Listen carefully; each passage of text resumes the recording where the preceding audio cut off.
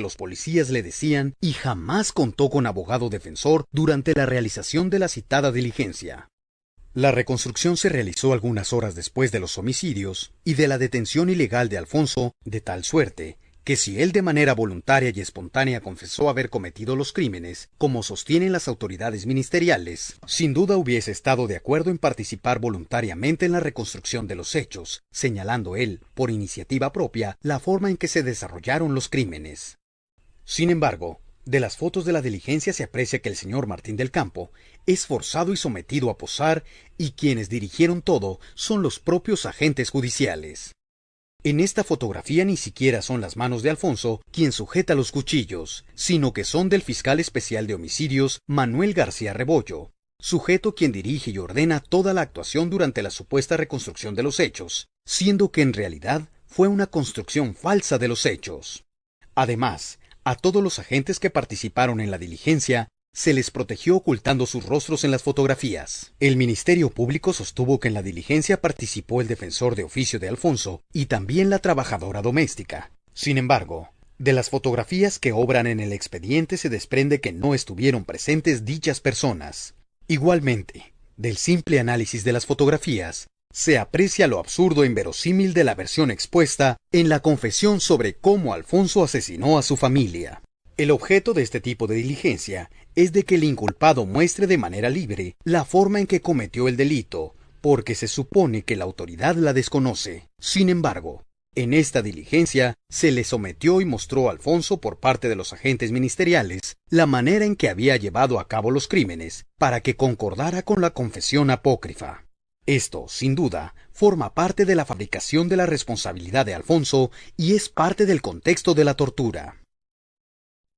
El Ministerio Público y la Policía Judicial que se encarga de la investigación, que lo torturan para que confiese un hecho, ordena la destrucción de las ropas de las víctimas, ordena la destrucción de las ropas de cama, de las sábanas, porque los hechos suceden en una casa de habitación. La destrucción de estas ropas es muy importante porque se supone que allí podrían haber elementos científicos que podrían aportar la presencia de cabello, la presencia de saliva, la presencia de restos de los agresores. Hay muchos temas todavía que investigar ahí. Vuelvo a insistir, el tema del posible móvil, el tema de por qué se destruyeron las ropas.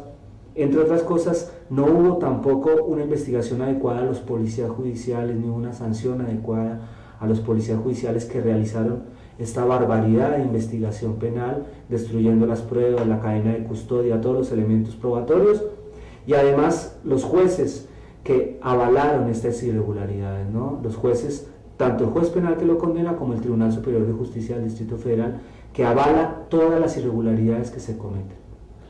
La regla del proceso, la regla de todo proceso penal democrático es un juego entre iguales, es una lucha entre iguales, la acusación y la defensa. Y aquí, por así decirlo de una manera muy simple, el partido empezó 3-0. Ya Alfonso, cuando enfrentó al juez por primera ocasión, ya llevaba en su haber una serie de pruebas que lo incriminaban. Y el juez lo único que hizo, y las instancias superiores, fue actuar a partir de lo que había ocurrido antes de que empezara el juicio, no de lo que ocurrió delante de ellos. Le dieron mayor peso a la declaración inicial rendida ante el Ministerio Público que a la rendida ante el juez.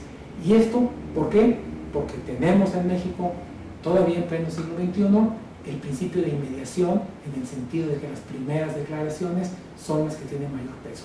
Y aquí ni siquiera interpretaron ese principio adecuadamente, porque su primerísima declaración fue de inocencia, pero ya la primera declaración que rindió ante el Ministerio Público, ya en un clima de coacción, fue donde admitió su responsabilidad, donde confesó. Pero ahí eso no tenemos ninguna garantía de que esa confesión hubiese sido espontánea, y tenemos, al contrario, pruebas que nos dicen que fue torturado.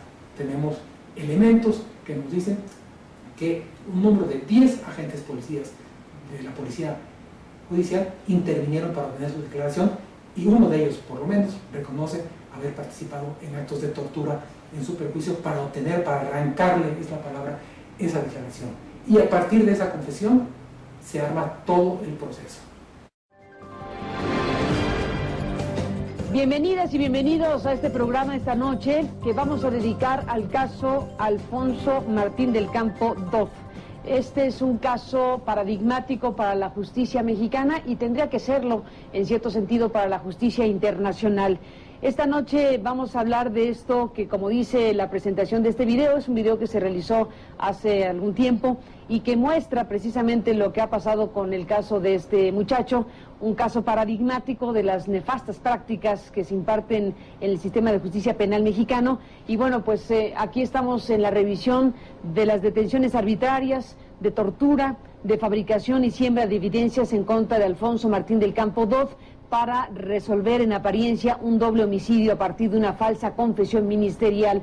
Y bueno, pues este es un caso que ha llevado a la Comisión de Derechos Humanos del Distrito Federal a una recomendación muy puntual sobre el asunto. Es un caso que ha llegado a la Comisión Interamericana de Derechos Humanos de la OEA. Es un caso por el cual se ha pronunciado la Asamblea Legislativa del Distrito Federal. Es un caso que ha sido referido también en algún momento de este tiempo que ha transcurrido por el Senado de la República. Es un caso incluso de alcance periodístico internacional que ha sido publicado por la prensa estadounidense, con trabajos de investigación muy notables, y bueno, pues que involucra a esta persona y que nos obliga a partir del caso a revisar las prácticas, las conductas institucionales y de justicia que se pueden encontrar en el sistema de nuestro país, en México, y particularmente en las instancias de justicia del Distrito Federal. Alfonso Martín del Campo, durante la tramitación de la averiguación previa, jamás contó con una defensa adecuada ni efectiva, y más bien de ningún tipo.